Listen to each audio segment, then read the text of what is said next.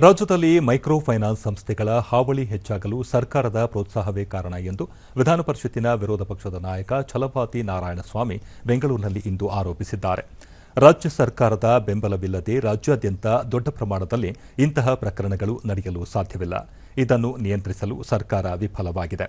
ಬಡ ಜನರು ತೊಂದರೆಗೆ ಒಳಗಾದ ಬಳಿಕ ಸರ್ಕಾರ ಹೊಸ ಕಾನೂನು ತರಲು ಮುಂದಾಗಿದೆ ಎಂದರು. ರಾಜ್ಯದಲ್ಲಿ ಕೆಲ ಸಚಿವರು, ಶಾಸಕರು ಆನ್ಲೈನ್ ಗೇಮ್ ಕಂಪನಿ ನಡೆಸುತ್ತಿದ್ದಾರೆ. ಇದರಿಂದ ಹೆಚ್ಚಿನ ಅನಾಹುತಗಳಾಗುತ್ತಿವೆ. ಯುವ ಜನರನ್ನು ದಾರಿ ತಪ್ಪಿಸುವ ಜಾಹೀರಾತುಗಳು ಅಷ್ಟೇ ಮಾರಕವಾಗಿವೆ ಎಂದು ಹೇಳಿದರು. ಯದುವೀರ ಕೃಷ್ಣದತ್ತ ಚಾಮರಾಜ ಒಡೆಯರ್ ಬಿಜೆಪಿ ಸಂಸದರಾಗಿರುವ ಕಾರಣ ಅವರ ಆಸ್ತಿಗಳನ್ನು ವಶಪಡಿಸಿಕೊಳ್ಳಲು ಮುಂದಾಗಿದೆ. ಒಂದು ಕಡೆ ಬೆಂಗಳೂರಿನ ಅರಮನೆ ಮೈದಾನದ ಜಾಗ ಹಾಗೂ ಮತ್ತೊಂದೆಡೆ ಮೈಸೂರಿನ ಚಾಮುಂಡಿ ಬೆಟ್ಟಕ್ಕೆ ಹೊಂದಿಕೊಂಡಿರುವ ಜಮೀನನ್ನು ವಶಪಡಿಸಿಕೊಳ್ಳಲು ಮುಂದಾಗಿರುವ ರಾಜ್ಯ ಸರ್ಕಾರದ ಕ್ರಮ ಸರಿಯಲ್ಲ. ಇದು ಸೇಡಿನ ರಾಜಕಾರಣವಾಗಿದೆ ಎಂದು ತಿಳಿಸಿದರು.